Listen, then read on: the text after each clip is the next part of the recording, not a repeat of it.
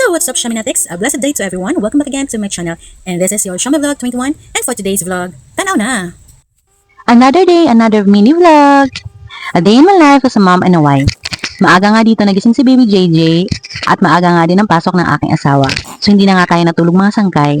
Ito na nga, nagprepare na nga ako ng mga damit ng aking asawa, yung uniform niya at yung kanyang mga gagamitin. Ito na nga mga sangkay, kumuha na nga tayo ng kawali. Ayan, meron nga pala tayong slice bread dito mga sangkay at lalagyan ko nga lang ito ng margarine with sugar. So magto-toasted tayo dito gamit ang ating kawali. So ito nga pala yung aming magiging breakfast ngayon. Nagtimpla na nga rin dyan ako ng kape at ng gatas ko para sa aking asawa yung kape. Sa bibi na nga muna, nagbantay kay baby JJ habang tayo ay nagpe-prepare ng aming mga pagkain.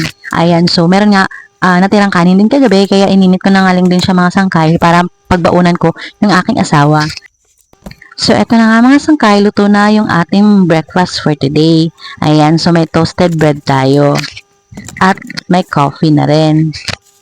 So, yun na nga mga sangkay, dahil may natira din kaming ulam kagabi na adobong manok. Ayan, ininit ko na nga lang yan siya mga sangkay. At hati na nga lang din kami dyan ng aking asawa.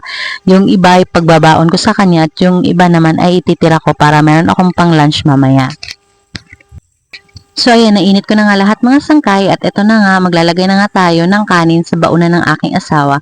Tilalagay na rin natin yung ating ininit kanina na adobo. So, mahirap nga mga sangkay kapag nasa trabaho ang aking asawa, lalo na pagdating sa lunch niya. So, kailangan pagbaunan ko na lang siya para hindi na siya mahirapan pa. So that's it for today mga sangkay. Salamat sa pagtanaw. Don't forget to like, follow, subscribe, comment down below, and share our videos for more updated videos. Again, this is Shami Vlog 21 at nag-iwan sa inyo ng mga katagang padayon lang. May the Lord bless you and your family always.